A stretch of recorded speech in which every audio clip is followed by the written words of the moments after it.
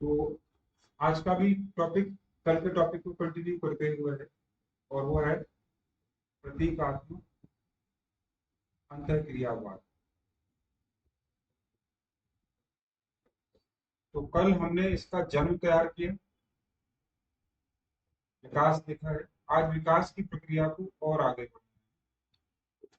उससे पहले हमने इसकी मान्यताएं तैयार की हैं कि ये विचारक क्या मानकर चलते हैं। ये दृष्टिकोण है, तो दृष्टिकोण की कौन कौन से तत्व हैं जो जिनसे मिलकर ये दृष्टिकोण बना हुआ है। तो कल काफी मान्यताएं आपने लिखी हैं, कुछ मान्यताएं और ऐड कर लेंगे इसमें आज। ठीक है। जैसे पहला हम नोट कर सकते हैं, समझ सकते हैं कि अंतःक्रियावादियों की विशेष रुचि दिन प्रतिदिन के होने वाले दिन प्रतिदिन के होने वाले व्यवहार क्रिया या घटना व्यवहार क्रिया या घटना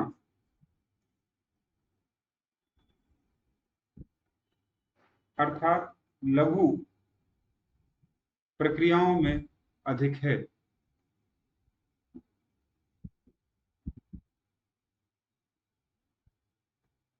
ठीक है।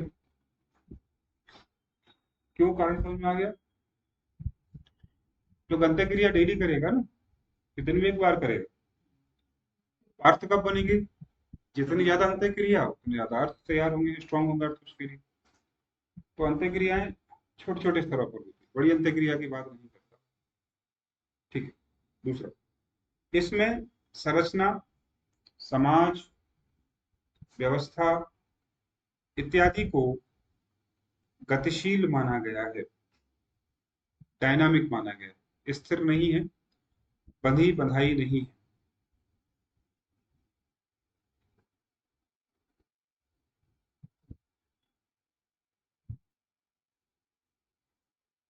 नेक्स्ट, ये मानते हैं कि अंतःक्रियाओं से संरचना का निर्माण होता है। अंतःक्रियाओं से संरचना का निर्माण होता है, ना कि संरचनाएं अंतःक्रिया को जन्म देती हैं।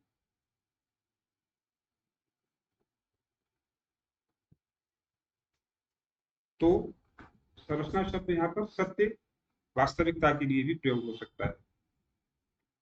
ये वास्तविकता व्यक्ति के लिए कहाँ होती है? उसकी क्रियाओं से बनती है। सत्य जानकर आप कोई क्रिया नहीं कर सकते, बल्कि जानकर आप सत्य निर्माण कर सकते हैं। ठीक है। ये बात समझ में आ गई ना मेरी? बहुत अच्छे, जरूरी है। क्योंकि व्यक्ति का सत्य जो है वो तभी संभव है जब वो दूसरे से अंतर क्रिया करेगा। अगर वो अंतर क्रिया नहीं कर रहा है तो उसका सत्य नहीं बन सकता। कोई बता दे और कुछ स्वीकार कर ले, इसमें इनको कोई भरोसा नहीं। कहेंगे कि यदि मैं काम करूंगा, सीखूंगा, तो सत्य बनेगा नहीं, और एक दिन में बन नहीं सकता। भाई सोशलॉजी जो पढ़ना चाहेगा, क्या पहले दिन में सब समझ जाएगा? समाजशास्त्र का जन्म देखेगा, घटनाएं देखेगा, विकास देखेगा, तो डेली क्या कर रहा है, इससे वो इंटरेक्ट कर रहा है, तो सत्य का निर्माण बढ़ता जा रहा है। इसका मतलब सत्य एक दिन में नहीं होता, सत्य स्थिर नहीं है। सत्य क्या है? डेली डेली उसमें कुछ एड ऑन होता चला जा रहा है, और ये बिना अंत क्रिया के आप नहीं कर सकते। ठीक है। तो हम, या टीचर भले ही आपको बता रहा है, लेकिन आपका निर्मित किस क्रम में हो? आप अंत क्रिया करेंगे तब आपका निर्मित। तो स्रोत महत्वपूर्ण है कि कौन बता रहा है, ये महत्वपूर्ण है कि जो सीख रहा है वो ज्यादा महत्वपूर्ण। इसलिए सत्य, संरचना, वास्तविकता बदी बनाई नहीं, परिवर्तनशील। ठीक है। चलिए,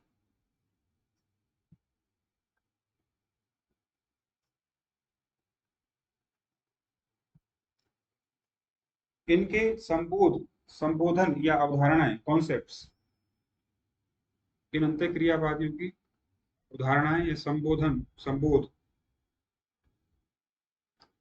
आम जीवन की भाषा, आम जीवन की भाषा से मिलते जुलते हैं। जैसे मैं यानी आई, मुझे, मी, स्व, सेल्फ, समझ, अंडरस्टैंडिंग, अभिप्राय, इंटरेक्शन, अभिप्राय, इंटेंशन।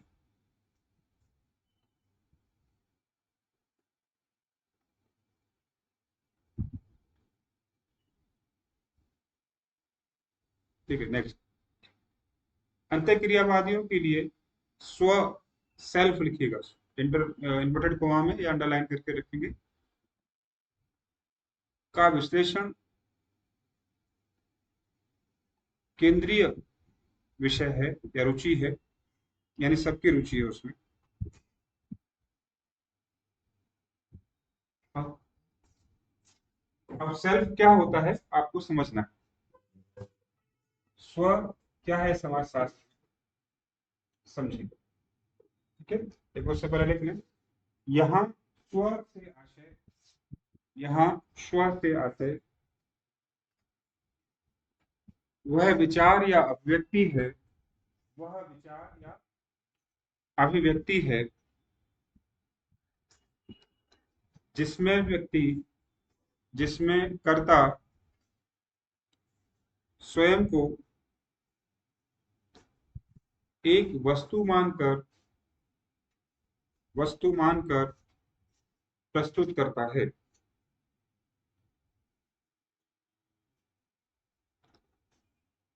जबकि सामाजिक स्व, सोशल सेल्फ, हमारी वह मान्यता है, हमारी वह मान्यता है जो कि हमें अन्य लोगों से मिलती है।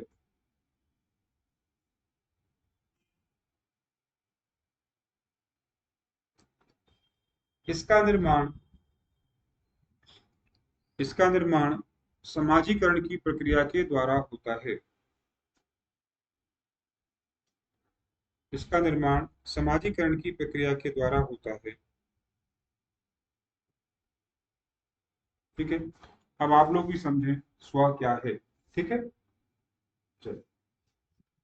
स्व को सेल्फ कहा जा रहा है। कौन कौन विचारक जुड़े हैं इससे? आरंभिक विचारक सभी जुड़े हैं।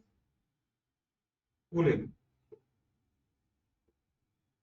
वीर, विशेष दो नाम आपको तैयार। और समाजशास्त्र से बाहर या उससे प्रभावित देखें तो सिगमंड फ्राइड जुड़ा हुआ है इससे, है ना। तो मूल विचार तो सिगमंड फ्राइड ने कहाँ पैदा किया ये? फिलोसफी में, है ना, या साइकोलॉजी में वो उसको पैदा करता है, वहाँ उसका विकास करता है ना।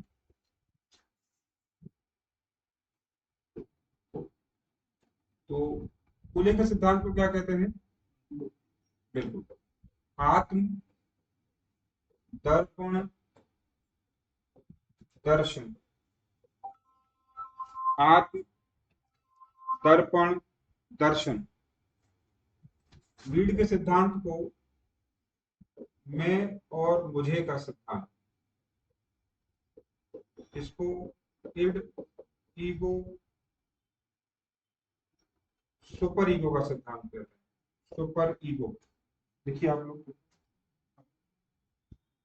हेलो।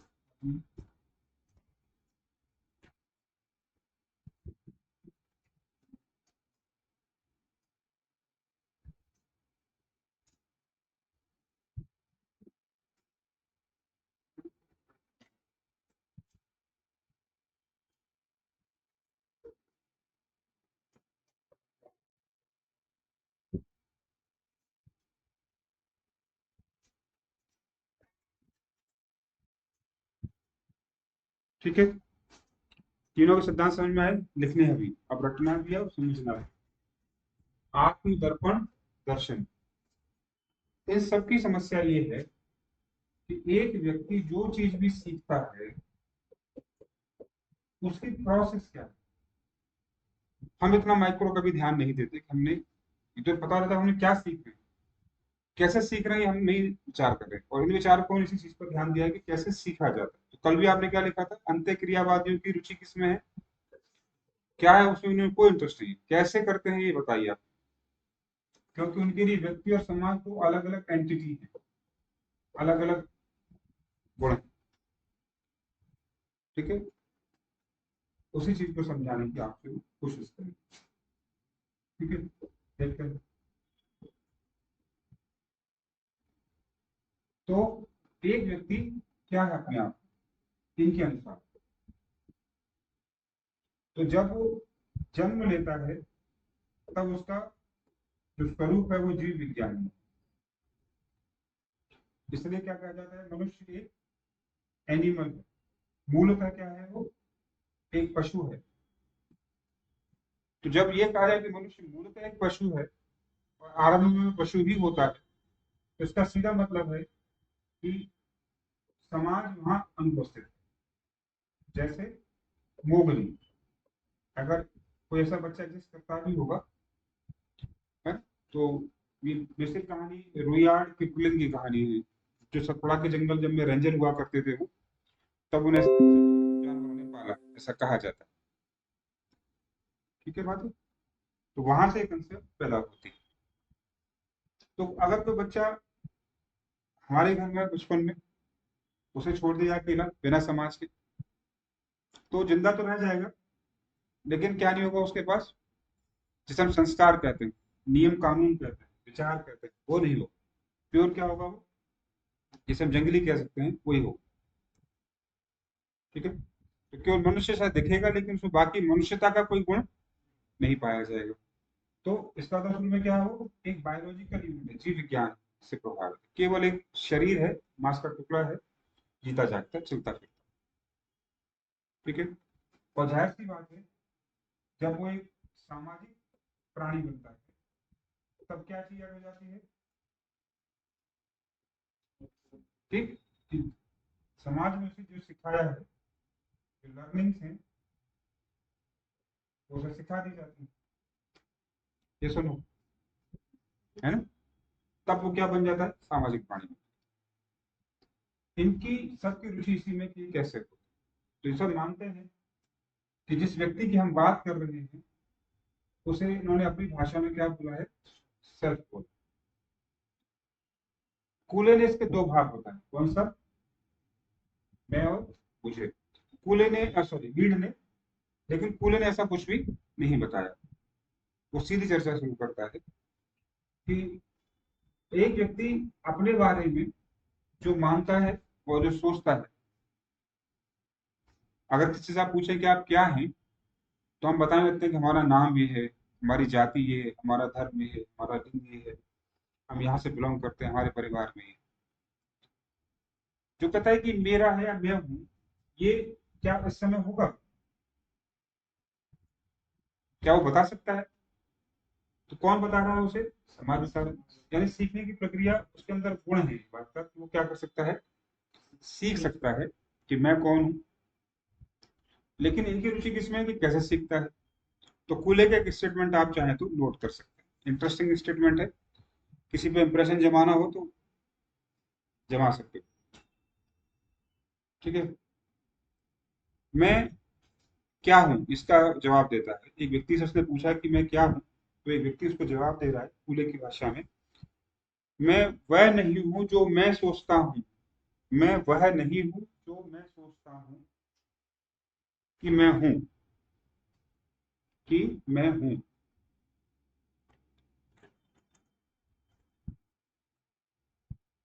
कौमा,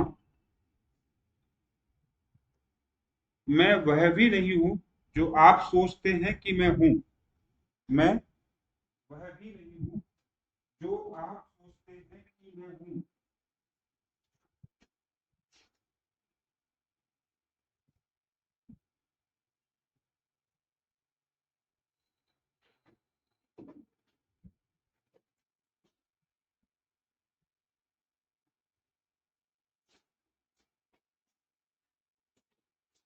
ठीक है, तो उसने उसने जो सोचा वो भी वो नहीं है। आप जो उसके बारे में सोच रहे हैं वो भी वो नहीं है, तो फिर क्या है वो? मैं वो हूँ। अब वो जवाब देता है कि मैं क्या हूँ। मैं वो हूँ जो आप सोचते हैं कि मैं हूँ, जो आप सोचते हैं कि मैं हूँ, और मैं मानता हूँ कि मैं हूँ।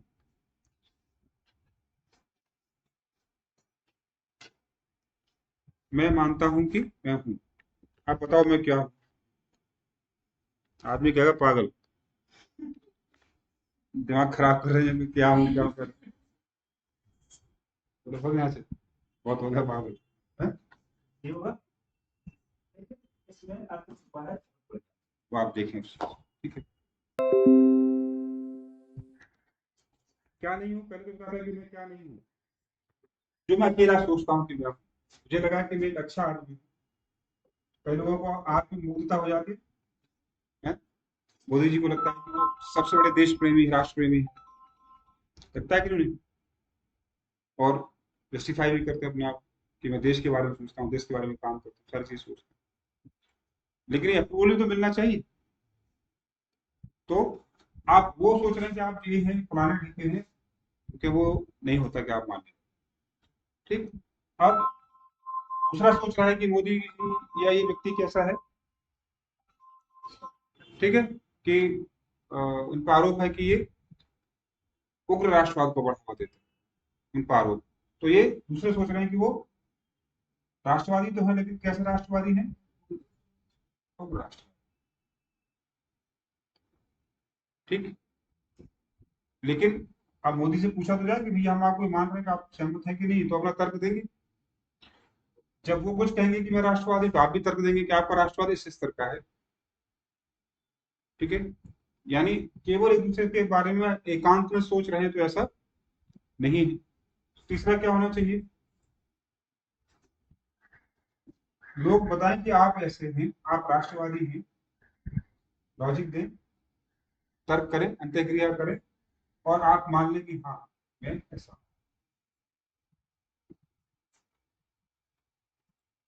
क्लियर है? तो एक कहावत आप लोगों ने सुनी होगी, इससे आप समझ सकते हैं चीजों को। अगर कोई किसी को प्रपोज करना चाहे तो करे भी, या किसी को लगता है कि समवन इंटरेस्टेड इन मी, तो क्या क्या संकेत नोट करता है, करती है? सिंपल प्रश्न है। तो आपको लग रहा है कि कोई मिस्टर एक्स या मिस एक्स जो आप इंटरेस्टेड है, तो ऐसी कौन सी घटनाएं हैं, संकेत है, जिससे आपको पता लग जाता है कि इंटरेस्टेड है? बार बार देखिए, सुनना। ठीक है ना? और सबसे सिंपल, अगर कोई आपको देखकर मुस्कुरा रहा है, तो हमारी मूवी का डायलॉग भी है ना, हंसी तो। ठीक। अब अगला ऐसे इस तरह आपने मौज मस्ती में और सामने वाले मियाँ साहब ऐसे परेशान है कि मुझे देख के हंस रहे। समझ रहे हो बात को? तो सत्य क्या है? उसने कहा अजीब आदमी है, क्या हरकत कर रहा है या कर रही है। सोचा कि यार सब मेरे लिए ही हो रहा है सब कुछ। तो दोनों जब एकांत में अकेले सोच रहे हैं दूसरे के बारे में, तो दोनों को सत्य नहीं होता। ठीक है। पता लगेगा 14 तारीख।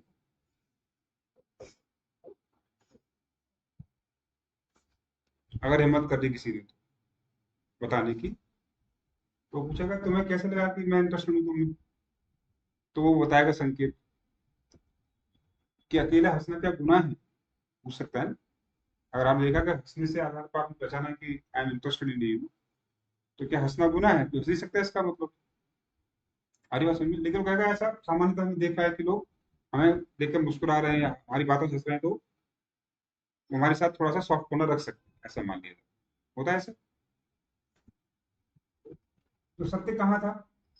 जब तक अंत्य क्रिया नहीं हो। दोनों के मन में क्या है और रियलिटी क्या है, ये तब पता लगता है जब सामने वाला बताता है और वो मान लेता है कि हाँ ऐसा है। तो सत्य है। वो कह देगा नहीं, तुमने जो हंसने का मतलब माना, मैं तो तुम्हें भैया मानती हूँ, मैंने तुमको भैया की नजर से देखा है। या वो उल्टा हो गया कि मैंने तुमको बहन की नजर से देखा है हमसे, तो कहानी एकदम पलट गई वहां। तो दोनों को मानना पड़ेगा। आप सोचते हैं और मैं मानता हूं कि मैं हूं। अब ये वास्तविकता। इस छोटे से एग्जाम्पल से आप समझ सकते हैं कि हमारे और आपके सत्य कैसे निर्मित होते हैं। हम अकेले में कोई सत्य बना लें अपने बारे में, वो जस्टिफाई नहीं होता। दूसरे हमारे बारे में बना तो वो भी सत्य जस्टिफाई नहीं होता, क्योंकि उसमें हम गायब हैं, हमारे से कुछ पूछा ही नहीं गया। ठीक है ना? ठीक है बात। भारतीय समाज में लड़कियां कभी अपने पेरेंट्स से कहते हैं कि हमारी शादी करा दो, बॉयज भी नहीं कहते। अब थोड़े मॉडर्न हो गए तो बोलते हैं। पेरेंट्स ने कहा कि शादी कर रहे हैं, किससे करनी, कुछ ऐसा तुम्हारा कोई प्लान तो नहीं, बोला आपको जैसा ठीक लगे आप करिए। क्या मान लिया जाता है कि कंसेंट, ये तो है ना? तो दोनों यही बताना चाह रहे थे, वो उसको जो बताना चाह रही फादर या पेरेंट्स को, वही पेरेंट्स क्या कर रहे हैं, समझ रहे हैं। जैसा मैंने माना वैसा वो सहमत है कि हाँ ऐसा ही। ठीक है? नहीं, अब मैं आपसे पूछ रहा हूँ कि समझ में आया, तो एक ने कहा हाँ सर समझ में आ गया। एक अभी भी देख रहा है कि क्या बोलूं। एक कहेगा सर अब क्या माना जाए इसे। होता है ना कुछ तो, पहले तो ऐसे करेंगे फिर ऐसे फिर ऐसे फिर ऐसे। तो कंफ्यूजन में है कि वो क्या कहना चाहता है और सामने वाला क्या समझे। समझदारों को समझ जाएगा कि भाई आया है तो सीधा आदमी यस समझ में आया। आया समझ, हाँ सर आ गया। इसका मतलब मजबूरी चल रही है। आधा ऐसे गर्दन हिल रही, आधा हाँ मिल रही, इसका मतलब आधी चीज समझ में आई, आधी फीलिंग पहुंच रही, लेकिन इमेज नहीं पहुंच रही इस कानों में, दिमाग। आ रही बात समझ में? तो सत्य कैसे बनता है, इन लोगों का रुचि इसमें है और उन्होंने पता लगाया कि सत्य ऐसे निर्मित होता है। अंतःक्रिया के माध्यम से सत्य का निर्माण। क्लियर है? अब आप ये हैं, ठीक है? आप ये कैसे पता लगता है कि आप ये? तो दूसरा दर्पण, है ना? आने से पहले सब लोग शीशा देख कर आते हैं, आए होंगे सब लोग। चलने से पहले क्या देखा होगा? क्यों मिरर क्यों देखा आप लोगों ने? कि हम कैसे लग रहे हैं। तो जब शरीर के बाहरी गुणों से, बाहरी आभा मंडल से आप परिचित होना चाहते हैं तो किसको देख लेते हैं? मिरर। लेकिन आप वास्तविक रूप से क्या है, इसको जानने के लिए आप समाज से देखते हैं कि समाज बताता है, तो हम मान लेते हैं कि हम ऐसे। ठीक है? तो अगर आप सब लोग टीचर बनने आए हैं या सिविल सर्वेंट बनने आए हैं, है ना? तो क्यों? क्योंकि समाज ने कहा कि ये अच्छा है, तो आप क्या बनना चाहते हैं समाज की नजर में? अच्छा। तो आपने कहा अच्छे बनने के लिए या तो टीचर बन जाओ, आईएएस बन जाइए, डॉक्टर बन जाइए, इंजीनियर बन जाइए, क्या है सब अच्छे लोग माने जाते हैं। ठीक है? तो जिस तरह से हम अपने को देखकर बाहरी ढांचे को पहचान लेते हैं, हम अच्छे लग रहे हैं कि खराब लग रहे हैं, है ना?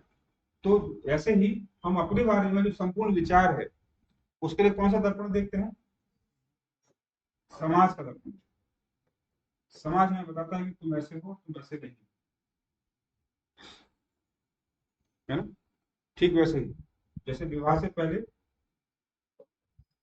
तुम ये हो और तुम वो हो, दुनिया के हर हर अच्छी जो उपमाएं होंगी वो दूसरे को दी जाएंगी। तुम द बेस्ट हो, तुम मेरा ख्याल रखते हो, रखती हो, है ना, तुम ऐसा करते हो मुझे बड़ा अच्छा लगता है। और जैसे ही विवाह हुआ, मुझे नहीं पता था मेरी किस्मत फूट जाएगी। समझी बात? तो हम हमेशा सामने वाले से ये उम्मीद करते हैं कि हमारे बारे में कुछ हमें बताए और हम उसे कंसिडर करें, तो सत्य का निर्माण हो जाए। क्लियर है बात? ठीक। तो आपकी वास्तविकता का निर्माण समाज रूपी दर्पण को देखने के बाद होता है। तो स्व मान लेता है कि मैं ये हूं। अब स्व कौन है, उसने पूरे ने अभी भी नहीं बताया कि स्व कौन है। कहीं डिस्कस किया ना पूरे ने? ये बताएगा कौन कि स्व कौन होता है, ये आपको बताएंगे जीएच हिंदुल साहब। बताएंगे कि स्व के दो पक्ष होते हैं, इसलिए उनके सिद्धांत का नाम है आई और मी की थ्योरी, मैं और मुझे का सिद्धांत। ठीक है? आई क्या है और मी क्या है, दोनों। आई जन्म के समय एक बायोलॉजिकल यूनिट है ना? कह सकते हैं बायो यूनिट उसे। केवल क्या है, ना उसे पता है कि तुम मेरी माँ हो, ना उसे पता है कि मैं तुम्हारा भाई हूँ, उसे ये नहीं पता कि महिला हूँ कि पुरुष हूँ, उसे नहीं पता कि मैं ब्राह्मण हूँ कि निम्न जाति से हूँ, उसे ये नहीं पता कि मैं अंग्रेज हूँ कि हिंदू हूँ कि मुस्लिम हूँ, उसे कुछ नहीं पता होता। होता है क्या? नहीं पता। तो बायोलॉजिकल यूनिट का मतलब समाज से उसकी अंतःक्रिया शून्य है। पैदा होते ही समाज से अंतःक्रिया उसकी नहीं हो रही, उसकी सारी क्रियाएं बायोलॉजिकल हो रही। मदर को पहचानता है क्योंकि उसे फीड कराता है। ठीक है। तो प्योर बायो चलती है वहां। वो गोद में क्यों सो जाता है? क्योंकि गोद गर्म होती है और पेट में भी क्या था, वो एक गर्म माहौल में रहा, तो वहां कंफर्टेबल फील करता है। तो कोई मुझे गर्म चिपका लेगा, गर्मी लगेगी तो उसे लगेगा कि वापस में कहाँ पहुंच गया, अपने कंफर्ट जोन में पहुंच गया। तो साइंस इस चीज को एक्सप्लेन करता है कि क्यों स्टार्टिंग में मदर और बच्चे के संबंध इतने क्लोज है। हमें लगता है कि भावनात्मक लगाव। साइंस कहता है बिल्कुल नहीं। आपको होगा क्योंकि आपको शरीर का हिस्सा है, ठीक। लेकिन बच्चे के लिए आप बिल्कुल क्या है, प्योर स्वार्थी होता है। वो प्योर स्वार्थी जानवर। वो तभी आपको याद करेगा जब उसे शरीर की भूख होगी या कोई कंफर्टेबल कम हो रहा होगा, तो वो रोकर आपको बता देगा कि मैं कंफर्ट फील नहीं कर रहा हूँ, आप मुझे कंफर्ट फील कराइए। चाहे दूध पिला के कराइए, चाहे खिला के कराइए, चाहे मुस्कुरा के, लेकिन मुझे कंफर्ट फील कराना है आप। इसलिए हर 2 मिनट बाद रोने की कोशिश करता है, क्योंकि उसका लगातार कंफर्टेबल कैसा हो रहा है, कम होता है। ठीक है। बात समझ में आ रही है? हम उसे कोई नाम देते हैं, वो रिस्पॉन्स करने लगता है, हमें लगता है कि वो समझ रहा है, नहीं। वो तो एक साउंड को रिस्पॉन्स करता है। आप कहीं से कुछ भी कह देंगे तो उसे फर्क नहीं पड़ेगा। नहीं। ठीक है। तो साइंस कहता है कि प्योर बायोलॉजिकल स्थितियां बनती हैं। समाज बिल्कुल उसके लिए जीरो है वहां। समाज है भी तो मदर ही उसका समाज है उससे बेसिक। समाज ही मदर ही क्या है, इसलिए उसको पहले टीचर मान ली जाती है। सोसाइटी की रिप्रेजेंटेटिव कौन है उसके लिए? उसकी मदर। ठीक है यहाँ तक। तो मी क्या है? मी वो आवरण है आई के चारों ओर जो डेली बनना शुरू हो। अर्थात लोग उसे अपनी तरफ से पहचान देते चले गए। ठीक। जैसे जैसे ही पैदा हुआ आई, बायोलॉजिकल बीइंग है, तो बहन आ गई मुस्कुराते हुए, मेरा भाई आ गया। उसे पता लगा मैं क्या हूँ, भाई हूँ। है ना? बड़ा भाई आ गया, उसे लगा ये मेरा छोटा आ गया। उसे पता लगा कि मैं क्या हूँ, छोटा भी। पापा ने कहा मेरा शेर आ गया, कब? ठीक ठाक। मम्मी ने कहा कि मेरा सोना आ गया,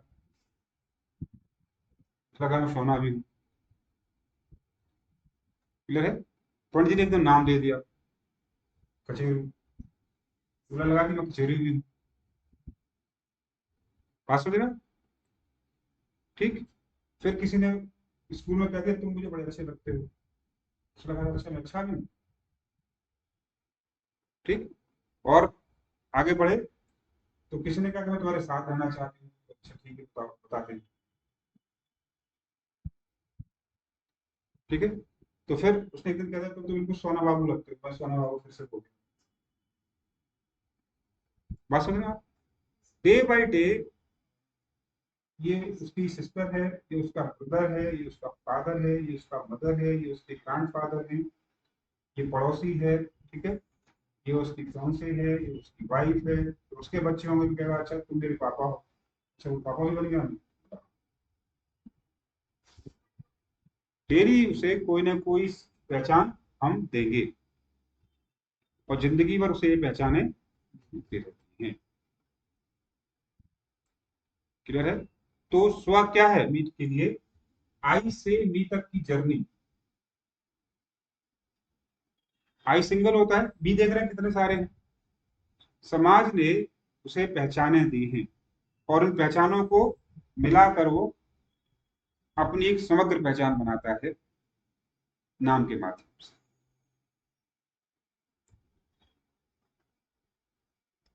तो बिल्कुल ठीक कहा। इन दोनों को मिलाकर कौन तैयार हो गया?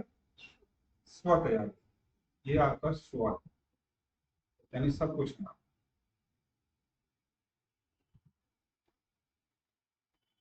क्लियर है बात? इसको ठीक उल्टा करके भारतीय जीवन में ये मीड और सब बहुत बाद में पैदा हुए। इनको लगता है कि हमने बहुत बड़ी बड़ी बातें करी तो हम बहुत ज्ञानवान। अगर इस ये सब लोग अगर भारत के या आर्यों के वैदिक दर्शन को पढ़ लें तो पता लग जाएगा जो तुम कह रहे हो वो बहुत पहले करके छोड़ चुके हैं। देखेंगे आप कैसे।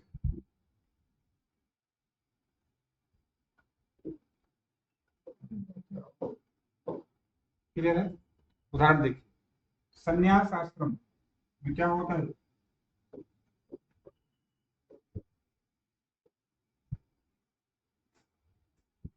उस व्यक्ति को अपना नाम और सारे रिश्ते छोड़ने पड़ते हैं। वो वापस क्या बन जाता है? आई बनता है। जैसे से आई से नी की यात्रा हो रही है, तो चूंकि आप मूल में क्या थे? आई है। तो मोक्ष कब मिलेगा? जब वापस आप आई बन जाएंगे। ठीक है? इसलिए सब छोड़िए। ना आप किसी के पिता हैं, ना आप किसी के पति हैं, ना आप किसी के पड़ोसी हैं, ना आप किसी के भाई हैं, ना किसी के बेटे हैं। यहाँ तक कि आपको जो नाम दिया गया था, नाम भी नहीं मिलेगा। इसलिए देखते हैं कि जो सन्यासी बनता है उसको नाम भी अलग मिलता है। समाज के द्वारा दी गई हर पहचान समाप्त कर दी जाती है। इसका अर्थ है कि आपको अब समाज से, जिन्होंने आपको ये सब दिया है, उनसे लगाव हो गया होगा आपको। तो सिद्ध करिए कि आपको लगाव नहीं, क्योंकि आपको मोक्ष कब मिलेगा? जब आप इन सब पहचानों से मुक्त हो जाएंगे। सप्रयास। क्योंकि आप लगभग 50 साल रहे इन सबके साथ, तो क्या नहीं होगा? आसान नहीं होगा, क्योंकि मानव है तो मोह तो होगा ही। लेकिन ये संभव है कि जिस तरह से ये मोह क्रिएट हुआ, वो धीरे धीरे मोह, जिस दिन आप इन सबसे मुक्त हो जाएंगे, वही आपका मोक्ष। तो आई थे, मोक्ष चाहिए, आई बनिए। क्लियर है? आपके लिए सब इक्वल हो जाएंगे। यहाँ सब इक्वल नहीं है ना, कोई मदर है कोई फादर, सबका अलग अलग स्टेटस। आप दुनिया को समभाव से देखिए। क्योंकि जब दुनिया में पहले आए थे तब भी आपने क्या देखा था? समभाव रखा था सबके प्रति। सबने बताया कि नहीं समभाव मत रखो। मेरे प्रति भाई का नजरिया देखो, मेरे प्रति बहन का नजरिया रखो, मेरे प्रति फादर का नजरिया रखो। मेरा सारे नजरिए बंद। अब मैं किसी के प्रति कोई नजरिया नहीं, सबके प्रति एक समान नजरिया है कि सब मेरे लिए दूसरे हैं। तो ये सब दूसरे तो हुए। तो हमारे जीवन में जो मी है वो दूसरे लोग हैं, जो हमें अपना बनाकर नाम देते हैं। तो हर संबंध इस चीज को रिप्रेजेंट करता है कि आपको दूसरे के साथ जोड़कर देखा जा रहा है, या वो आपको आपके साथ संबंध के माध्यम से जोड़ के देख रहा है। वो आपको अपना मी देता है तरफ से। आपको आपका मी कब मिलता है? जब दूसरा आकर आपसे बात करता है, दूसरा आकर आपको बताता है, तो आपके जीवन का एक पक्ष और होता है। तो मी एक कुछ सिंगल प्रक्रिया नहीं है, मी क्या है? एक प्रोसेस है जो जिंदगी भर चलती रहती है। शुरुआती दौर में फास्ट होती है, ठीक है? तो मीड अब उससे बताएगा कि ये प्रक्रिया चलती कैसे। ये तो मैंने आपको बहुत मोटा मोटा बता दिया। आई से मी तक की जर्नी ही स्व का निर्माण है। ठीक है? तो अगर आपने आपको नाम हटा दे, जो भी आपका नाम है, और आप कहें कि मैं सेल्फ हूँ, तो आप क्या परिचय देंगे अपना? कि मेरा नाम ये है। आप समाज को आप बेसिकली आप अपने को नहीं बता रहे, किसको बता रहे हैं? समाज को बता रहे हैं। मेरे भाई बहन है, मेरे माता पिता है, मेरी पत्नी है, मेरा जीवन साथी है। ये सब कौन है? क्या आप हैं ये? जिनका नाम आप लेंगे, क्या वो आप हैं? नहीं है ना। तो ये हमारे परिचय में भी दिखता है कि हम वो नहीं है जो बता रहे हैं। तो बेसिकली आई तो यही होता है।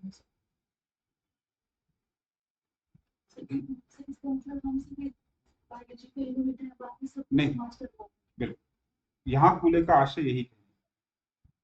करवाता नहीं है, करता तो आप ही आई हैं। आपके अंदर कहता कूले के अंदर, कूले कहता आपके अंदर एक क्वालिटी है कि आप दूसरों से इंटरेक्ट करके इमेज बनाते हैं अपने अंदर। ठीक है? तो कोई आदमी बहुत सफल हो जाता है लेकिन अकेला होता है, तो समाज क्या कहता है? तो तुमने क्या हासिल किया? यानी आपकी आई की उपलब्धि क्या है? इन सबको हासिल करना ही आपका सामाजिक गोल होना चाहिए। लेकिन करते तो आप ही हैं ना। और नेचर ने आपके अंदर क्वालिटी डाली है कि आप डेवलप कर सकें। जानवर के अंदर थोड़ी सी फिश डाली, इंस्टिंक्ट, जिंदा रहने लायक। जैसे कल आपने देखा ब्लूमर ने क्या कहा कि मनुष्य एक चिंतनशील प्राणी है। रिफ्लेक्सिविटी दिखाता है वो। आप भी दिखाते, हम भी दिखाते हैं। इन्होंने कहा कि ये देखो, हमने देख लिया, वापस उनको दिखा दिया। रिफ्लेक्सिव का मतलब क्या हुआ? मिरर पे रिफ्लेक्शन का मतलब क्या होगा? कोई आपको प्रोजेक्ट कर रहा है और आप उसे वापस बता रहे हो यस। तो ये आई है, फादर ने रिफ्लेक्शन डाली, वहां से आई पर पड़ी, क्या स्वीकार कर लिया कि हाँ मैं पुत्र हूँ, और वापस बता दिया। इनको भी और आगे आने वाली पीढ़ी को, तो वो भी जब अपने बच्चे को जन्म देगा तो क्या मान लेगा? अपने को पिता मान लेगा। तो हम रिफ्लेक्शंस लेते हैं और रिफ्लेक्शन ही रिफ्लेक्ट करते हैं। ठीक है, जैसा मैंने शुरुआत और फ्राइड बोलेगा कि हर लड़की के लिए, ठीक है, अपने फादर क्या है उसके दुनिया के सबसे आइडियल पर्सन, ठीक है, लेकिन अपना पति दुनिया का सबसे बढ़िया आदमी होगा, उसके सबसे लोएस्ट कैटेगरी का। जबकि वो जो इसको पिता कह रही हो तो किसी का पति होगा, है ना? सबसे अच्छा आदमी उसके बाद भाई होता है उसका, ठीक। लेकिन उसकी पत्नी से पूछो कितना अच्छा भाई होता है, बात समझ आ रही है? तो ये रिफ्लेक्शन है केवल। तो एकता कपूर ने ठीक लिखा था, सास भी कभी बहू थी। तो ये क्या है? रिफ्लेक्शन है केवल। हमने बहू होने के नाते जो झेला, अब हम चाहते हैं कि जब हम सास बनेंगे तब बताएंगे तुझे कि हम क्या चीज है। तो भारतीय समाज में सास बहू का झगड़ा किस चीज का है? कभी सोच के देखिए, होता ही क्यों झगड़ा है, या जो भी क्लासेस है वो क्यों हो रहे हैं, बता सकते हो आप?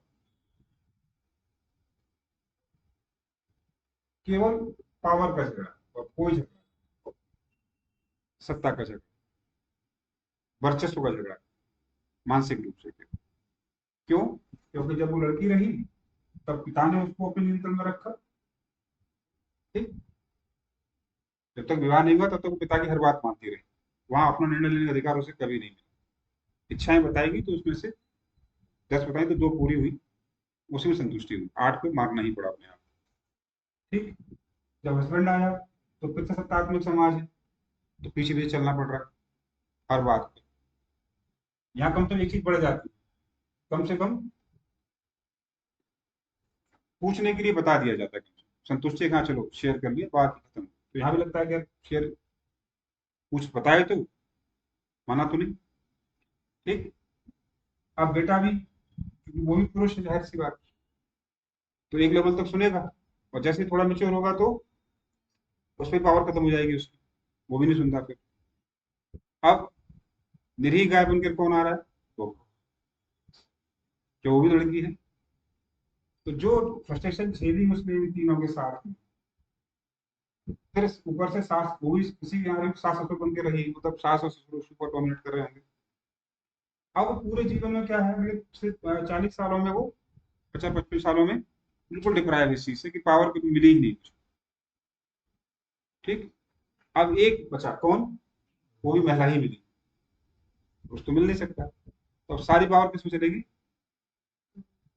जो जरूरी नहीं है वो भी टोका जाएगा, ये करो, ये दिखाने के लिए कि यस, नोटेड भी, मैं हूं। जिंदगी भर जिस चीज के लिए परेशान रही वो चीज उसे वो प्रेशर करके बताती कि मुझे नोट करो, मैं भी हूं। और झगड़ा होता है कि जब जरूरत नहीं है तो क्यों हर बात पे टोका टाकी? क्योंकि नई पीढ़ी इन विचारों से थोड़ी सी मुक्त हो रही है, वो ज्यादा लोड नहीं लेती इन सब चीजों को। उसे उम्मीद क्या कि जब मैंने लोड लिया तो ये भी ले। नई पीढ़ी कह रही है कि किस बात का लोड? आप सक्षम नहीं थे तो आपको लेना पड़ा, हम सक्षम हैं, हम क्या को लोड लेंगे, बराबरी का व्यवहार करेंगे, ठीक। तो आज से 40 साल पहले साहब को झगड़ा कभी होता था? कभी नहीं होता था, क्योंकि दोनों को ही बस घर के अंदर रहकर एक सीमित दायरे में सोचना है। अब झगड़ा क्यों है? क्योंकि जो नई पीढ़ी आ रही है वो दुनिया को जानती है better ढंग से, आत्मनिर्भर। तो एक लेवल तक तो ठीक एडजस्ट करेगी वो नई पीढ़ी, लेकिन इतनी सुप्रीमेसी वो एडजस्ट नहीं कर। तो पति को वो साफ साफ बोल देती है कि दोस्त और साथी बन के रहोगे तो ठीक है, तो 2-4 बदमाशियां तुम्हारी झेल ली जाएंगी, लेकिन अगर मालिक बनने की कोशिश करोगे तो फिर ठीक नहीं सब कुछ। समझ में आ रही? खैर, ये मेरा भी मानना है और लोग भी मानते हैं कि हाँ ये पूरा एक साइकोलॉजिकल गेम, पूरा का पूरा साइकोलॉजिकल। क्लियर है? तो सबसे अच्छा क्या है, पश्चिम के समाज ने इस बात को स्वीकार किया कि आते ही दूसरा घर पकड़ा दिया कि गलत देखेंगे नहीं तो टोकेंगे भी नहीं, मरना है जीना है करो, अलग रहो और हमें भी अलग रहने खुश रहने। तो उन्होंने दोनों को झगड़े से बचने के लिए नया घर, नव स्थानीय परिवार, न्यू लोकल फैमिली, अच्छी बात। दूर रहेंगे तो कम से कम एक दूसरे को टोका टाकी नजर ही नहीं आएगा, तो टोकेंगे कहाँ से, जो करना चाहते तो। क्लियर है? क्योंकि हर नई पीढ़ी को पुरानी पीढ़ी क्या लगती है, तकियानुसी, परंपरावादी, बूढ़ी, अपने आप को मानते हैं कि हम सबसे स्ट्रांग हैं। पुरानी पीढ़ी क्या लगता है, जितना हमने झेला है तुम झेल लोगे तो तुम्हारा हालत खराब हो जाए। तो उन्हें लगता है कि हमने जो झेला है वो तुम मत झेलो, उस चक्कर में रहते हैं कि तुम्हें बचा लें उससे। पुरानी पीढ़ी कहती है हम टेंशन मत लो, हम सब देख लेंगे। आ रही है समझ में? एनीवे, तो ये सब वही सीखे हैं जो समाज से हम देख रहे हैं, तो वो हम पर रिफ्लेक्ट करता है, और हम क्या करते हैं फिर, अगले वाले पर रिफ्लेक्ट डाल देते हैं, और ये चैन हमेशा चलती है। और इसी चैन को प्रतिक्रिया और अंतःक्रिया कहा जाता है, जिसमें हम सीखते रहते हैं। क्लियर है? ठीक है। तो आप में से कई लोग सोच रहे होंगे, इतना सोच रहे हैं तब हमने भी कभी नहीं सोचा, तो आपने सोच के रखा है। सर मैं भी यही सोच रही गुड, हूँ, वेरी कभी गुड। नहीं सोचा इस है? चीज को, मतलब ऐसे नहीं। कभी नहीं लिया। ठीक है, नहीं एंजॉय करिए, सब ठीक है। ये भी ठीक है और आप जो सोच रहे हैं वो भी ठीक, कोई मसला नहीं। क्योंकि आप जब दर्शन पढ़ते हैं या सिद्धांत पढ़ते हैं तो निश्चित रूप से फिर वो आपको तार्किक होना पड़ता है। और जीवन में तर्क से आदमी सुविधा तो प्राप्त कर सकता है, सुख प्राप्त नहीं कर सकता। कि लाजमी सुख आपको केवल विश्वास से मिले, तर्क से सुख नहीं मिल सकता। तर्क से तो हमेशा कांटे ही मिलते हैं, क्योंकि आप तार्किक हो जाएंगे, सामने वाला होगा नहीं। तो फिर उससे वो बोलना ही बेकार है, जो हम बोलना जो समझाना चाहते हैं उसके अच्छे के लिए वो कभी नहीं समझेगा उस बात को। उल्टा लगेगा कि जब देखो तब टोकते हैं। तो बस ठीक है, एंजॉय करिए ये सब। एक लेवल तक ठीक है, पढ़ने तक सीमित है, पहले भी कह चुका हूं। समाजशास्त्र, फिलोसफी, साहित्य ऐसे विषय है ना, किसी को भी पागल कर सकते हैं। पागल का मतलब समझ रहे हो ना, ऐसे चल रहे तो ऐसे टर्न कर देंगे आपको। नहीं, सब कुछ बदल देगा ये आप। तो ये खतरा हमेशा बना रहता है, बैलेंस करके रखना पड़ता है। तो अच्छी यूनिवर्सिटी वगैरह क्यों है वो, क्योंकि टीचर पढ़ाने के नाम पर वो चाहता है कि मैंने मेरे प्रभाव में सबके सब रहे, मैंने कमांडर बनना चाहता है टीचर का। लेकिन ये प्रतियोगिता है, यहाँ हम कोई एकेडमिक शिक्षा तो दे नहीं रहे, तो हमें तो एक कॉम्पिटिशन फाइट करना है, उस तक हमें सोच अपनी बनानी। व्यवहारिक जीवन में इसका प्रयोग नहीं करना बहुत अच्छा, क्योंकि भारतीय समाज है, सिद्धांत में अच्छा लग रहा हो सुनने में, लेकिन जैसे आप व्यवहार में प्रवेश करेंगे आपको समस्या होगी, और आपके कारण 10 लोगों को और समस्या होने लगेगी, अंततः फिर आपको ही समस्या बढ़ेगी। तो उससे अच्छा है कि ठीक है, बीच का रास्ता अपना के निकल, बुद्ध बन के रहिए हमेशा। एनीवे, आगे आप समझ में, अब बात करते हैं नीड के अकॉर्डिंग ये प्रोसेस कितने लेवल में कंप्लीट होती है। वो कहता है जनरली दो स्तर होते हैं, जनरली दो स्तर होते हैं। दो का मतलब बचपन की अवस्था है तो सर्वाधिक यही होता है, ये सब काम जो हम सीख रहे होते हैं प्रक्रिया में, जो अर्थ ग्रहण कर रहे होते हैं, वो मैक्सिमम काम होते हैं इसी स्तर पर होते हैं। ठीक है? युवावस्था में स्पीड और कम हो जाती है, और वयस्क अवस्था में हम बिल्कुल सीखने के लिए मना करते हैं, क्योंकि हम इतना रिफ्लेक्शन झेल चुके हैं कि हमें लगता है कि हम रिफ्लेक्शन करेंगे, हम बताएंगे तुम्हें तुम क्या, तुम हमें मत बताओ। ठीक? तो जैसे ही बच्चा 10th के बाद 11th 12th में आया, कॉलेज में आया, दुनिया थोड़ी देखी, तो सबसे पहले माता पिता को क्राइसिस में लेता है कि तुम्हें कुछ नहीं आता, तुम बूढ़े हो, पुराने हो, मैं सब जानता हूँ। हरी बात समझ में? ठीक। तो बचपन की अवस्था को दो भागों में यहाँ बांट। ठीक है? आपके यहाँ टीचिंग एप्टीट्यूड पूछा नहीं जाएगा, वो तो आपके उसमें आया होगा। ठीक, तो काम पता नहीं। तो अब सर्वाधिक रूप से कहता है दो स्टेप होते हैं, एक प्ले स्टेज और एक गेम स्टेज। पहले को क्रीड़ा हिंदी में क्या लिखेंगे, अब जबरदस्ती का शब्द बनाया है लेकिन बना क्रीड़ा अवस्था, और इसको खेल अवस्था, ये नाम दिए हैं उसे। क्या होते हैं? अब आप भी सोच रहे हो प्ले और गेम में क्या अंतर होता है ना? देखो, आपकी भाषा में सीधी सीधी बात करें, बस बहुत टिपिकल चीज है ये। आप इतना समझ लो, जब आप कोई भी गेम खेल रहे हो, खेल रहे हो तो उसमें जब नियम नहीं है तो क्या है, वो क्रीड़ा है। और जब आपको पता है कि उसमें नियम है, अर्थात दूसरा भी है, जिसके अकॉर्डिंग अपने आप को, यानी आप यहाँ मनमानी कर सकते हैं एक तरीके से, ये नहीं करें मनमानी करेंगे, और यहाँ आप अपनी मनमानी, हाँ रचनात्मकता दिखा सकते हैं, क्रिएटिविटी आपके पास हो सकती है, ये आप हो सकते हैं, लेकिन ये नहीं कर सकते। मतलब गली क्रिकेट देखिए आप लोगों ने, तो क्या होता है, जिसका बैट पहले बैटिंग वही करे, होता है, और जब चाहे तब करेगा। आउट हुआ है तो भी क्या, नहीं दोबारा खिलाओ, बैट नहीं चाहिए, कभी फील्डिंग करने नहीं जाएगा, हमेशा वहीं खड़ा रहेगा। यानी दूसरे की उपस्थिति का कोई अर्थ उसके लिए है नहीं। तो बच्चे के लिए भी सेम स्थिति होती है, जब रोना है तब रोएगा, जब प्राकृतिक क्रियाएं करना है तब करेगा। आप उसे कितना भी समझा लिए, वो समझने की स्थिति में होता ही नहीं, तो समझेगा कैसे? तो सीखता क्या है फिर इस स्तर में? नकल कर। ये स्टेज कैसी है? इमिटेट स्टेज है। तो गली क्रिकेट बेसिकली नकल कर खेला जाता है, और नकल का एक लेवल तक होता है, उसके ऊपर नकल क्या नहीं होती। आउट की दो ही तरीके में, या तो बोल्ड हो जाओ या कैच आ जाए। एलबीडब्ल्यू का भी होता है गली क्रिकेट में, क्यों नहीं होता? क्योंकि एलबीडब्ल्यू के लिए बड़ा नियम है कि गेंद पिच कहाँ हुई, डायरेक्शन कहाँ है, ये समझना पड़ता है। और वहां इतना तो कोई होता नहीं माइंड कि देखे कि पिच कहाँ हुई और कहाँ पर जा रही है। समझ रहे हैं एलबीडब्ल्यू क्या होता है?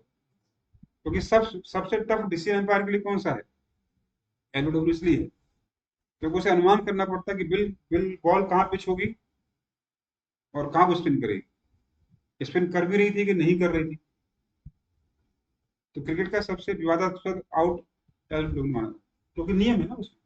तो बच्चे के लिए भी वही होता है। तो वहां एलबीडब्ल्यू इसलिए नहीं चलता क्योंकि वहां नियमों के लिए कोई स्थान है नहीं बहुत ज्यादा, केवल देखा कि हाँ ऐसे बल्ला घुमाना है। तो वहां कभी देखा है कभी वो कह रहा है स्ट्रेट ड्राइव मारा मैंने, और दो ही रन दे, मैं तो रन बनाया, छक्का मारा है, चौका मारा, बस उसके अलावा बात नहीं करते, किसी बात करते हैं क्या? नहीं। यानी बिल्कुल रॉ चीज है। तो नकल की स्तर है कौन सी? लड़की। बच्चा केवल नकल, दो चीजों में भेद नहीं कर सकता वो। करेगा वो तो एक लेवल तक करेगा, जैसे गुड्डे गुड़िया का खेल खेलेगा, सबने खेला होगा आपस में, है ना? क्या होता है इसमें? गुड्डे की गुड़िया से शादी कराई जाती है, बारात आती है, खाना खिलाया जाता है, उसके बाद गेम खत्म। अब बच्चे से पूछो इसके बाद क्या? ये भी क्यों कर रहा है वो? क्योंकि वो देख रहा है, जाता है शादियों में, गुड्डे गुड़िया की शादी होती है, उसके बाद क्या उससे पूछो, पता नहीं क्या। यही है ना? तो जितना नकल से सीख लिया उतना वो सीख लेता है, लेकिन उसका मीनिंग उसे नहीं पता। शादी का मीनिंग उसी के लिए क्या है? खाना पीना। बच्चे से को शादी में चलोगे, हाँ चलूंगा, क्यों? क्यों? वो जंप करने के लिए मिलेगा, सॉफ्टी खाने के लिए, वो तो आइसक्रीम खाने के लिए मिलेगी, और आउटिंग मिलेगी, तुम तैयार हो जाओ। उससे भी शादी का मतलब क्या है? तू शादी करेगा? हाँ करूंगा। होती है ना? क्या होता है शादी? मुझे क्या पता क्या होता है। यानी जो काम कर रहे हैं उसका मीनिंग अर्थ बोध नहीं होता, केवल नकल होती है। इसलिए एक जैसी दिखने वाली दो चीजों में अंतर वो नहीं कर पाते। तो गुड्डे गुड़िया भी उसमें शादी है, और जो शादी जा रहा है वो भी शादी, कोई डिफरेंस नहीं उसकी। लेकिन गेम में क्या है? दूसरा भी है ना। आप हर बार हर बॉल को छक्का नहीं मार सकते, आप हमेशा बैटिंग नहीं कर सकते, आप हमेशा फील्डिंग और बॉलिंग नहीं कर सकते। दूसरे के अकॉर्डिंग आपको क्या करना है? यानी दूसरे को आप समझ रहे हैं या नकल कर रहे हैं? समझ रहे हैं। तो ये समझ का हिस्सा। यहाँ नियम भी होते हैं। तो यहाँ बच्चे से कहो चोर बनेगा, हाँ बन जाऊंगा, पुलिस बनेगा, बोला बन जाऊंगा, लेकिन यहाँ कहता तो डेली मुझे चोर बनाता है, मैं नहीं बनूंगा, चोर होना अच्छी बात नहीं है, मैं पुलिस बनूंगा। यानी डिफरेंस उसे समझ में आ रहा है, नियमों को सीखने लगा है, उसकी जो समझ का स्तर है, अंडरस्टैंडिंग का लेवल है, वो बढ़ गया है। इसलिए उसके सीखने की गति नियमों के साथ, अंतरों के साथ बढ़ती जाएगी। ठीक है, तो इन दो स्तरों का उल्लेख मीडल ने किया। एजुकेशन साइंस ये कहता है कि ये सीखने के लिए सबसे क्रिटिकल एज और ये सीखने की सबसे आइडियल एज, ये आदर्श मतलब बैलेंस है। ठीक है, अगर कैसे पूछा नहीं जाता लेकिन तैयार है। ठीक है, अब मीड बताता है कि मैं को मुझे बनाने में किसकी भूमिका है, तो कहता है अन्य लोगों की भूमिका। मैंने वो फिगर बनाया था, तो जो सर्कल है वो अन्य है तो है, आई के लिए वो सब क्या है, अन्य है। दो तरह के अन्य, सिग्निफिकेंट अदर्स और सामान्यीकृत, जनरलाइज। तो मदर, फादर है, परिवार क्या है उसके, बच्चा देखता है कि मेरे लिए 24 आवर्स कौन खड़ा है, मदर खड़ी। मैंने कहा ना स्वार्थी, मतलब बच्चा प्योर स्वार्थी इस स्टेज में। वो ये भी समझ जाता है कि मैं रहूंगा तो कोई ना कोई मेरे पास आ जाएगा, तो जानबूझ के उसकी टैक्टिक्स का यूज करने लगता है। और जो कम महत्वपूर्ण है उसकी लाइफ में, तो क्या है, सामंजस्य।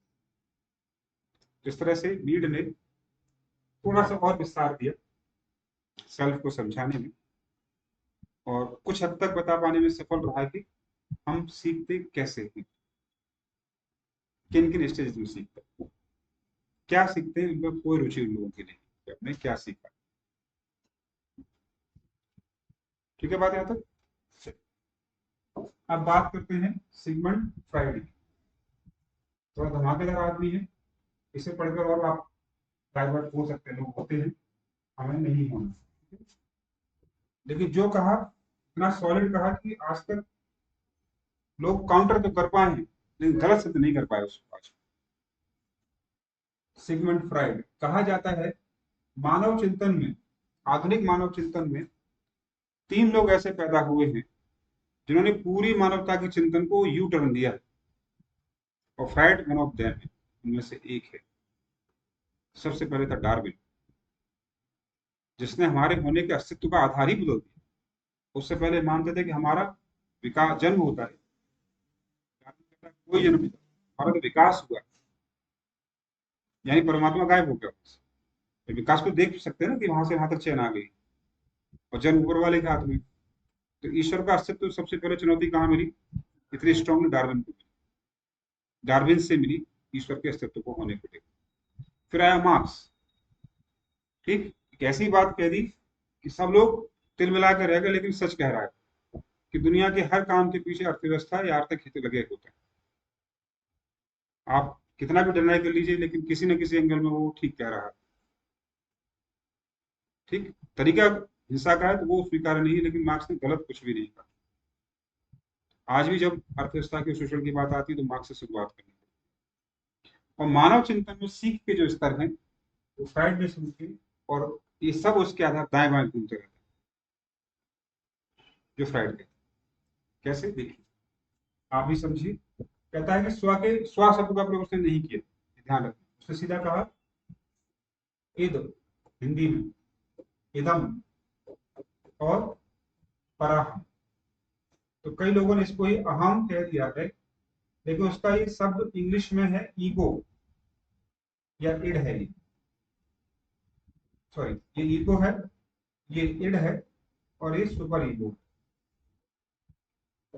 ये हमारी पर्सनैलिटी का या हमारी बॉडी के अंदर वाले तीन हिस्से से संबंधित हिस्से हैं। कैसे समझेंगे, समझिए, बहुत आसानी से समझा दूं। आप अपने आप पढ़ेंगे तो बहुत मुश्किल है समझना इसको। ऐसा समझिए कि इड एक रेलगाड़ी का इंजन है जो हमेशा ऑन रहता है, और ऑन होगा तो भागने की कोशिश करेगा। जो खुद में कोई सेल्फ डायरेक्शन नहीं है तो क्या होगा, दाएं बाएं भाग सकता है। जहां चाहेगा वहां भाग, जॉगर नॉट हो जाएगा। ठीक है, एकदम वो ड्राइवर है जो इसकी दिशा तय करता है। ठीक, पराहम वो सवारियां हैं, पैसेंजर्स हैं, जो इसे अपने हिसाब से चलाना चाहिए। ठीक है, ये ध्यान रहेगा तुम्हें। और देखते हैं तो आपके अंदर ईड क्या है, आपकी मूलभूत इच्छाएं, जिसको हम इंस्टिंक्ट कहते हैं। ध्यान रखिए, इंस्टिंक्ट हमारे मनुष्य होने के नाते वे गुण हैं जो हमें मनुष्य होते ही प्राप्त होने लगते हो जाते हैं, बाई बर्थ हमारे साथ होते हैं। इनको जीरो नहीं किया जा सकता। 1 से 99 तक ऊपर नीचे कर सकते हैं, लेकिन आप इन्हें जीरो नहीं कर सकते। इसलिए ये कभी भी एबॉलिश नहीं होती, हमारे व्यक्तित्व का अनिवार्य हिस्सा है जो जीवन पर्यंत हमारे साथ चलते हैं। बुद्ध जैसे लोग क्या कर सकते हैं, इसको 99 पे ला सकते हैं, कंट्रोल करते हैं। आई बात समझ में? लेकिन अगर चाहे खत्म कर दें तो ये संभव नहीं। तो बुद्ध होना, भगवान होना क्या है आज की दुनिया में, तो उस समय से लेकर आज तक, कि जो इसका रेशियो बढ़ाता चला जाता है वो हमारे लिए भगवान की कैटेगरी में पहुंचने लगता है। इस परिभाषा में देखें। खैर,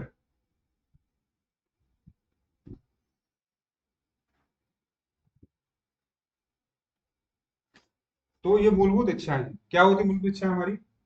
प्यास, भूख, क्रोध, हास यानी हंसी यानी खुश होना, और क्या बोलते हैं क्यूरियोसिटी को, उत्सुकता, उत्सुकता, क्यूरियोसिटी, ये हमारे मूलभूत गुण हैं। और भी है बहुत, लेकिन इससे काम चल जाएगा। ठीक है, तो चाहे तन की प्यास हो चाहे मन की प्यास हो, होती जरूर, भूख भी होती। हम प्रैक्टिस से इसे जीरो नहीं कर सकते, लेकिन एक पर लाकर छोड़ सकते, वहां से ऊपर नहीं जाते। ठीक होगी बात? ये बायो बायो बायो तो ये हमें, क्योंकि जन्म जात है, हमेशा रहने वाली है, लेकिन अगर इनको खुला छोड़ दिया जाए तो दूसरे मनुष्य के लिए खतरा है ये। ठीक है, तो इड की इच्छाओं को या इड को क्या नहीं कर सकते, ईगो को ऊपर नहीं छोड़ सकता। कुछ गड़बड़ कर दी मैंने, कुछ गड़बड़ हो गई बोलते बोलते। इड, ईगो, इंग्लिश में आपको हिंदी छोड़ दिया, बार बार गड़बड़। तो इड क्या है? आपकी इंस्टिंक्ट। ठीक है, अगर समझ में आता है यहाँ समझ लो। इड आपकी इंस्टिंक्ट, मूलभूत गुण, जिन्हें आप बदल नहीं सकते, रेगुलेट कर सकते हैं। तो भूख और प्यास जब मनुष्य को लगती है तो क्या होता है, वो किसी भी तरीके से उसे पूरा करना चाहिए, और ये नहीं देखेगा कि दूसरे को लॉस है फायदा है, मुझे अपने फायदे को दे। लेकिन समाज चलता नहीं है ऐसा। तो अगर आप दूसरे को मार कर, खाकर या कुछ करके करेंगे तो कल को आपको ही स्थिति को खतरा पैदा होगा। आज आपको जिंदा कर लेंगे अपने आप को, उसे खाकर मारकर, लेकिन जब सबको मार देंगे तो फिर आप अकेले रह करेंगे क्या? तो आपकी जरूरत कौन पूरी करेगा? दूसरे तो करेंगे। इस आप सबको नहीं मार सकते, लेकिन इट इतनी पागलपन स्थिति है कि वो सबको मार सकता है।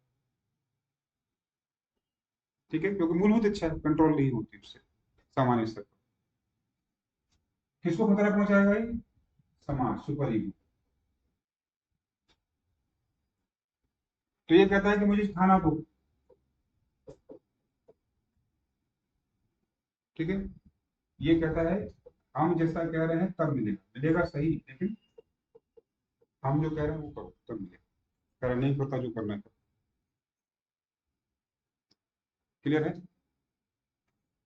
तो बैलेंस कौन करता है? आपका ईगो। ईगो मानी घमंड नहीं है। ईगो इन दोनों को मैनेज करने वाली इकाई।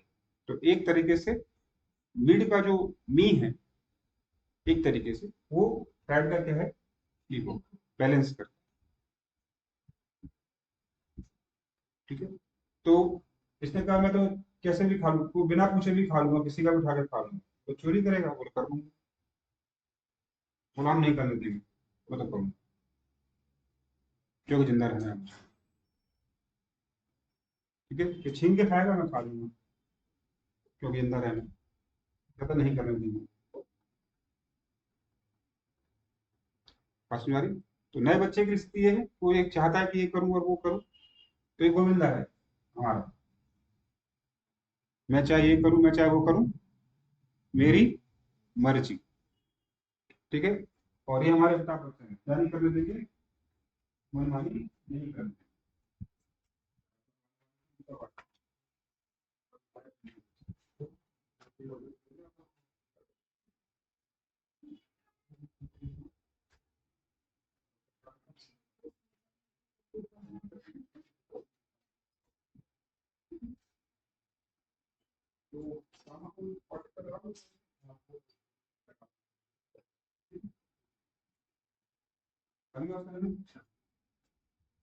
तो बैलेंस कौन करेगा? ये है वो ड्राइवर। ये कहता है मैं तो भागूंगा जहां मेरा मन करेगा। ये कहता है कि तू कैसे चलेगा, हम जहाँ कहेंगे वहां रुकना पड़ेगा। है ना? बस में जाओ बैठ कर टिकट कर लेते हो, क्या उम्मीद करते हो कि बस ठीक है आपको अपने घर के सामने उतार दे? होता है कि नहीं? ड्राइवर को इंजन क्या कह रहा है, मैं तो भागता चला जाऊंगा, मैं तो उतारूंगा तुम्हें।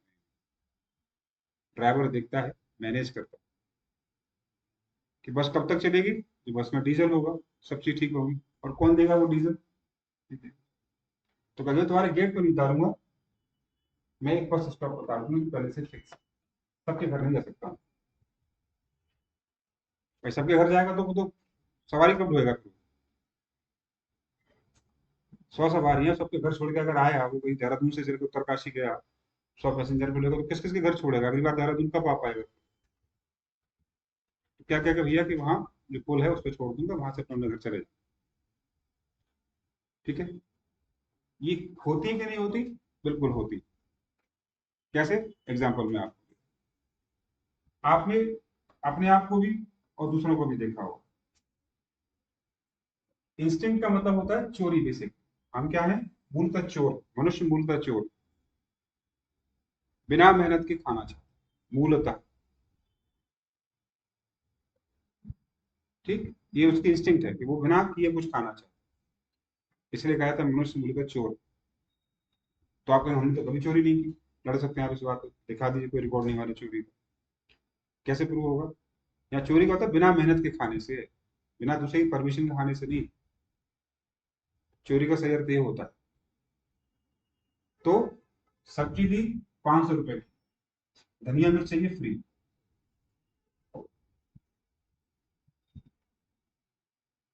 ठीक, ये चोरी। मूंगफली ले रहे हैं उससे, जब तक तौलेगा तब तक 2-3 पेट में। क्या है मानसिकता उससे? क्या भूख लगी आप? नहीं लगी। वो चोर जागृत है उससे। ये प्रूव करता है कि जहां मनुष्य पर नियंत्रण कम हुआ, वो पहला काम चोरी ही करे।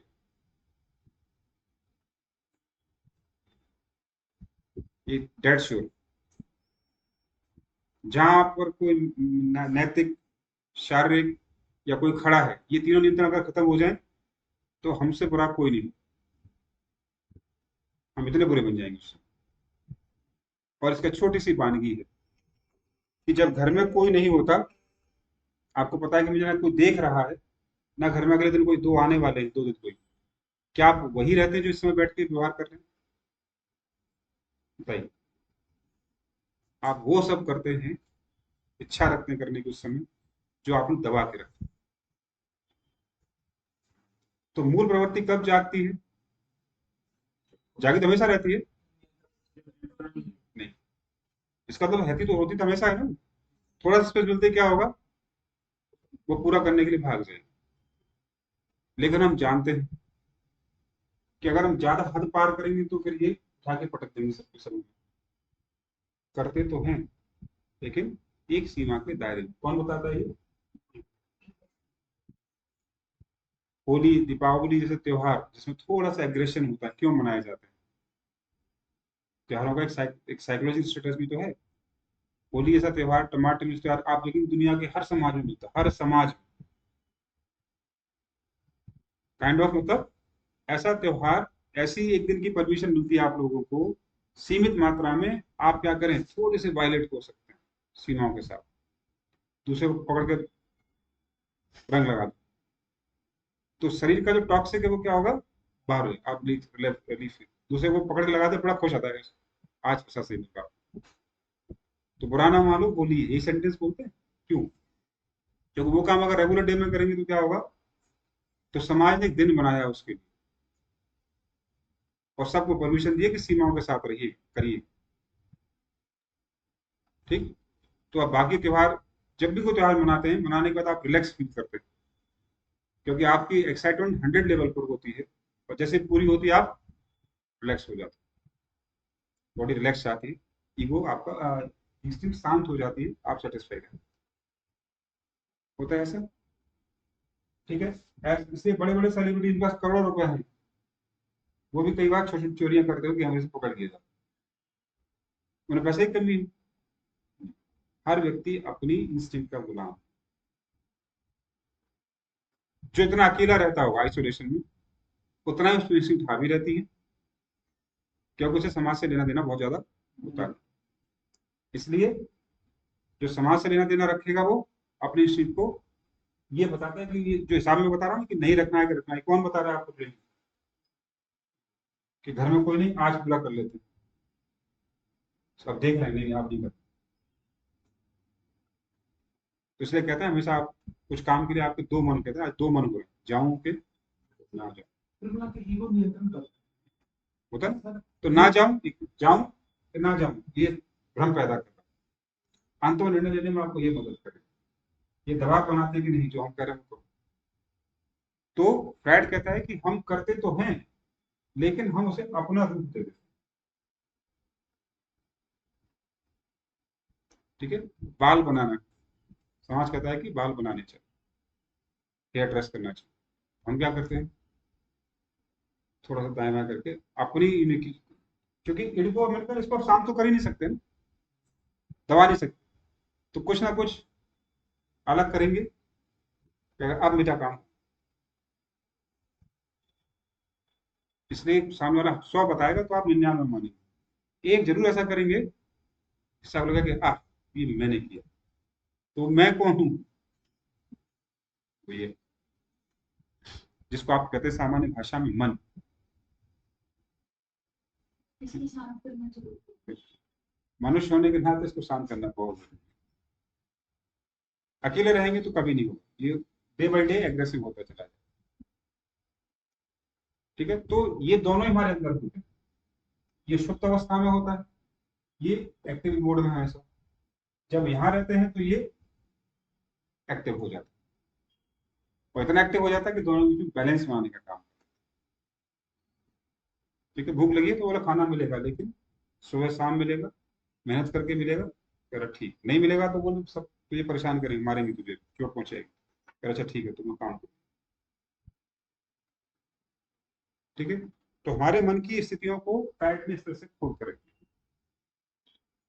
उससे पूछो कि हमारी सबसे मूल इच्छा कौन सी है, तो हमारी मूल इच्छा को लिबिडो कहता है, क्या है, लिबिडो, हिंदी तो उसने बोली नहीं, तो अगर हिंदी में नाम देना हो तो नाम हम दे सकते हैं, एग्जैक्ट नाम नहीं है, लेकिन पूछा जाएगा तो आप यही लिखिए, कामेच। अब कुछ महान समाजशास्त्री क्या बताते हैं, कामेच का सेक्स है ना, तो वो भूल जाते हैं कि समाजशास्त्र नहीं कर, कुछ और कर रहे हैं, ये कामेच का नहीं, बिल्कुल भी नहीं, ये सेक्स नहीं, लिबिडो का मतलब है आपके अंदर एक फोर्स होता है जो आपको कुछ क्रिएट, कुछ करने के लिए कहता है, और वो उसे हमने नाम दिया क्रिएटिविटी। तो हर मनुष्य के अंदर जो ड्राइविंग फोर्स है, जो इंस्टिंक्ट है, वही आपको क्रिएटिव बनाती है,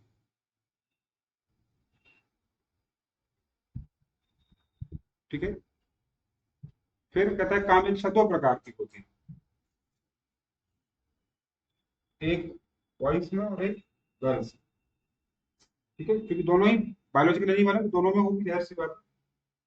लेकिन ये हमेशा अपोजिट सेक्स को लेकर होती है। यहाँ फ्राइड थोड़ा सा डाइवर्ट हो गया, बात गलत नहीं कह रहा है, लेकिन शायद वे थोड़ा सा ऐसा हुआ कि हमें लगता है कि गलत हो, लेकिन न्यूटन लोग देखेंगे तो बिल्कुल फ्राइड यहाँ ठीक है। गलत बात है कि मैं उससे सहमत ना हूं, लेकिन वो गलत नहीं है। इसलिए कहता है कि बचपन में जो बॉय है वो अपनी मदर के प्रति आकर्षित होता है, और जो गर्ल है वो अपने फादर के प्रति आकर्षित,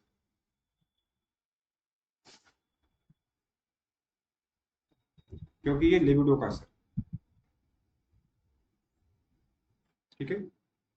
और कहीं ना कहीं हम भी मानते हैं, हम फोर्स की बात नहीं करते कैसा क्यों होता, फ्राइड ने फोर्स की बात की, इस फोर्स की वजह से ऐसा होता है जो आपके अंदर लिबिडो होता है, और वो हमेशा अपोजिट को जाकर और एग्जाम्पल भी देता है। इसलिए बचपन में हम दोनों एक दूसरे को क्या करते हैं, किस करेंगे, गले लगाएंगे, है ना।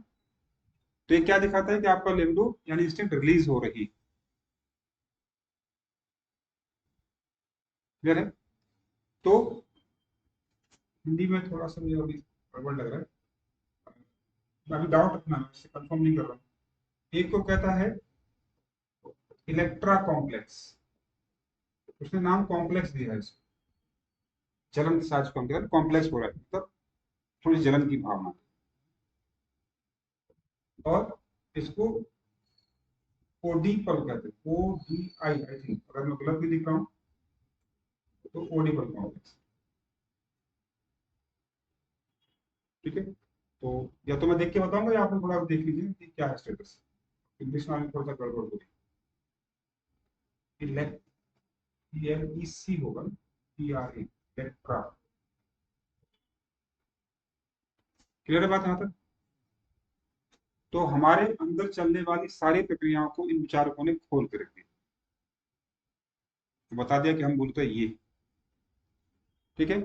इन सबको बताने का पर्पज यही है कि हम अंत्यक्रिया करने के लायक, भाई ईड जो है क्रिया जो करेगा ना, सुपर ईगो से क्या करेगा, क्रिया तो करेगा, तभी तो अंत्यक्रिया बनेगी, अंत्य कैसे अर्थ समझेगा।